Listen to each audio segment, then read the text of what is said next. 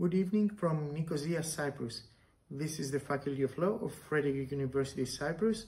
and I am particularly happy to be in position to submit a small contribution in the new issue of the LPIS V Law Review. As an LPIS alumnus myself, I would like to express my deepest thanks and my most sincere gratitude to Professor Vasco Pereira da Silva, who offers us this opportunity, and also congratulate him for this brilliant idea of publishing a visualized legal journal. That's the LP spirit. That's what innovation in 21st century means. That's modern legal science. So, in the case, camera, action, go. Or how deepfake AI and labor contracts merge themselves in the case of artists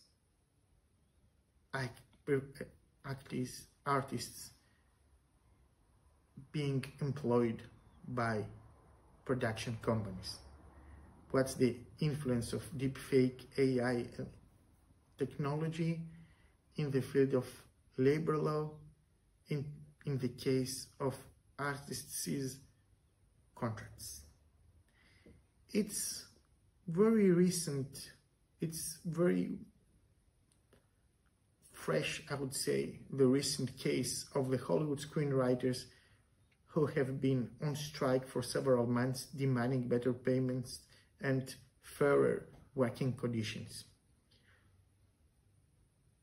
The Hollywood screenwriters were soon enough followed by the actors whose unions joined the escalating strike that screenwriters had already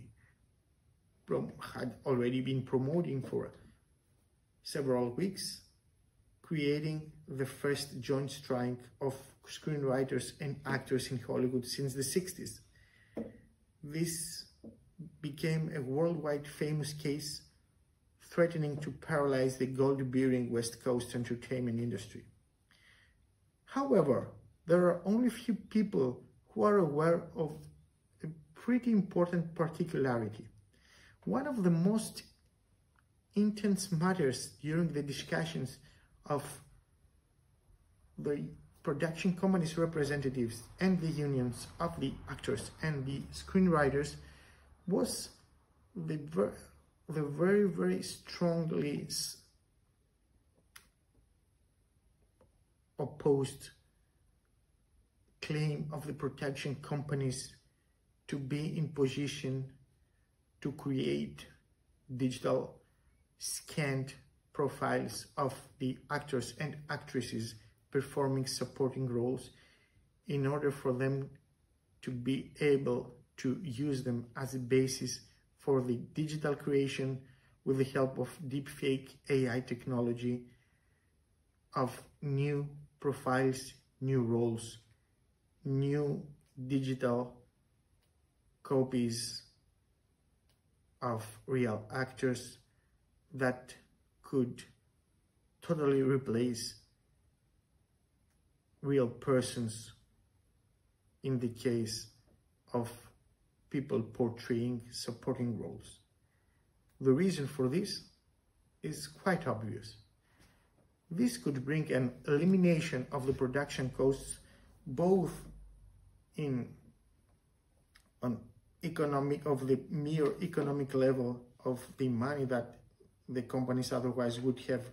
had to spend on paying and offering jobs to real actors for portraying these roles, and also in terms of time costs, since the use of such technology could lead to productions being made faster and released in the market and entertainment industry faster than they normally did. It's no coincidence that Netflix platform was in search of a deepfake AI expert last summer, offering him a contract with an annual salary of $300,000 so that he could use him or her for creating such profiles. The platform was willing to pay this money for such an expert, while at the same time was firing a lot of real employees. It's also no coincidence that in Spain last summer, a new reality show was created where deepfake technology made digital copies of the contestants, challenging the other participants of the game to see and understand if they had to interact with real persons, their co-contestants, so to say, or with a digital copy of them. It's very similar, but not the same. The case of real actors such as Tom Hanks warning their fans that a deepfake AI-made copy of them was used in TV commercials. In the last case, it could be more or less argued that the violation of the right to personality was to be accepted. But in the case of the labor contracts, of the aforementioned labor contracts, the real crucial question is to which extent the consent provided by the legal subjects, by the actors themselves within such a contract could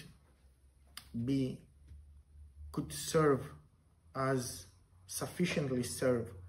as a basis for accepting the legitimate character of this clause. In simple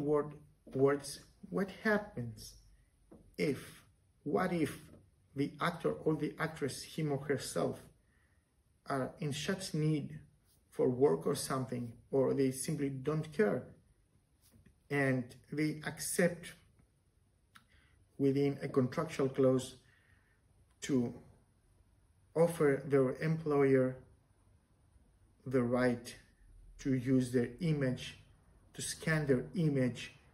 and digitally analyze their acting skills with the help of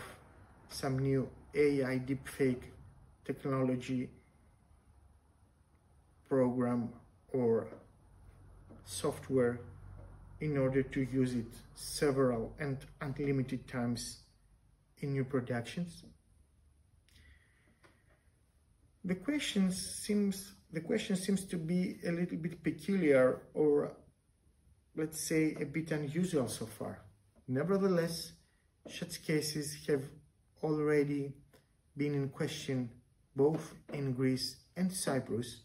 challenging jurists, lawyers, academics, and judges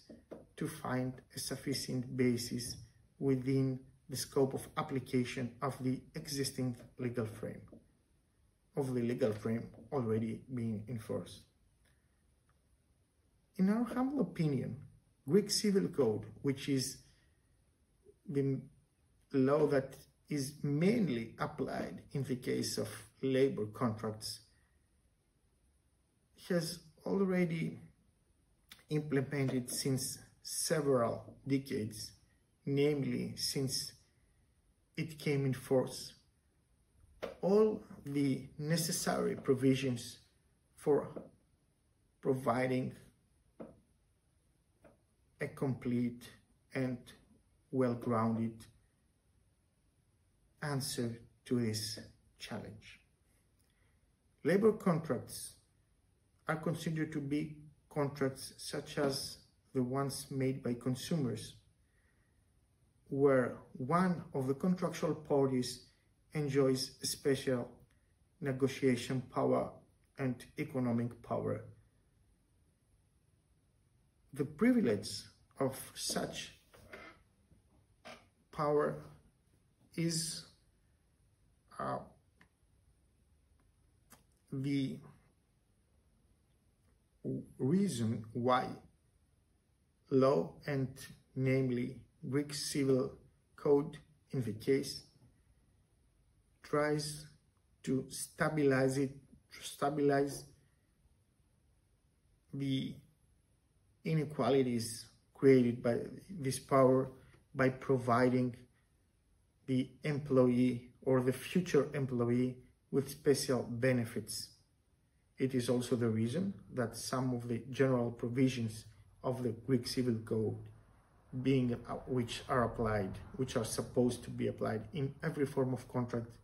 is in the case interpreted in a more creative way, in a less narrow way, I would say, than in other cases. For example, and to be more specific, clauses of the Greek Civil Code, such as the misuse of rights, or such as the case of void contracts because of them including clauses that violate or are strongly opposed to morality, such as in the case of the articles of 178 and 179 of the Greek Civil Code, are much more accepted as reasons to recognize the conclusion of a contract as a void one in comparison to other forms of contracts. I mean, in the field of labor law, these provisions, Article 281 for the misuse of rights, as well as the aforementioned articles, the previously mentioned articles 178 and 179, these are much more, many more times and pretty often applied, despite of them having an exceptional role in the Greek Civil Code system. To this extent, and although the two latter provisions, 178 and 179, leave a very narrow scope of application for the implementation of the cancellation of such clauses in labor contracts, someone could sufficiently argue that Article 289 depicts a misuse of rights also in the case that a labor contract concluded by an artist and a production company or other employers encompasses a clause enabling the second contractual part, as mentioned above, as mentioned before, to be in position to create a digital fake profile of him or her. To this extent,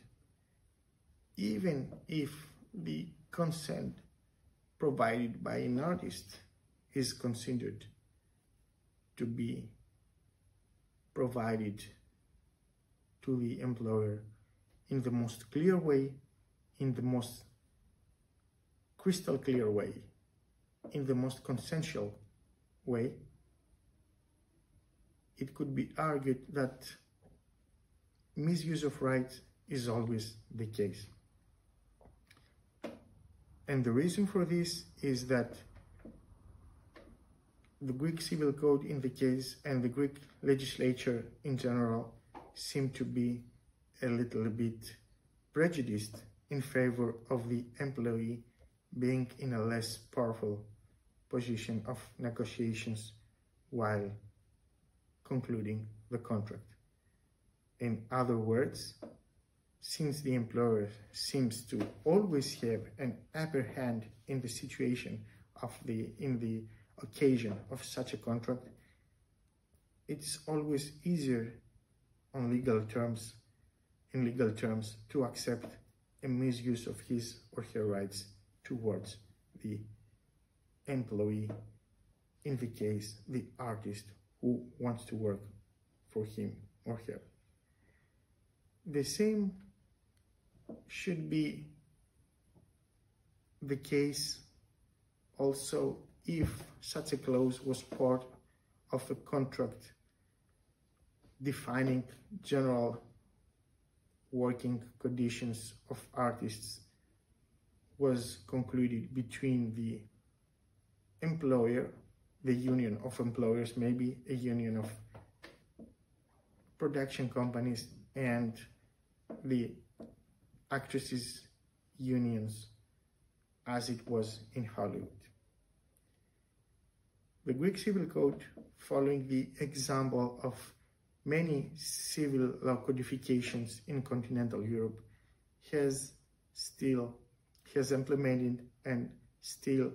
maintains in force such clauses. These clauses, these old, ancient legal weapons, so to say, still can perform a very important role in modern contractual problems. A lot of deepfake AI issues arise on legal level in the new era, in the era of the implementation of these new technologies in daily life, are in fact no really new or innovative legal problems in terms of the provisions that have to be applied. In other words, in the case provided in our small contribution, the question is the same as it was in other cases. To which extent we could argue in favor of the unaccepted deterioration of personal freedom of the one contractual part, when a contract party is kinda deprived of his negotiation power, has no real freedom to decide, has no real chance to defend himself from such clauses. So if freedom of contracts becomes limited because of the negotiation power that the other party, the other contractual party, enjoys, the case is diachronically the same. It could be argued or not that a misuse of rights takes place. This special provision of the Greek Civil Code is, in our humble opinion, also the case in such contracts. Even if a person, him or herself, accepts such terms, there is always, in principle, a fundamental violation of contractual freedom on the very first basis of this contract that makes these contracts void. This conclusion also brings us to what we have already underlined before. AI and deepfake technologies and the development of similar softwares should not be seen as a reason to change our legislature. In European law, in the law of the several European states, the strong tradition of the civil law codifications is still, to a respectful extent, able to provide us with the legal equipment needed to confront these new threats or these new arising issues of modern technology. It's a very interesting discussion where new ideas and new legislation will come into force, and new arguments will be formed in terms of its interpretation. But still, in this discussion, we enjoy the privilege of having this old material, such as the provision of Article 281, which is kind of reborn in terms of it, despite being an old legal provision, being in position to serve as a sufficient basis for solving these problems or provide convincing answers to questions arising by the use of modern technology. Thank you very much for this chance, and I hope this small contribution will serve as an introduction or as a basis for a deeper discussion and deeper and more sufficient and well-formed arguments in this field of law. Thank you very much.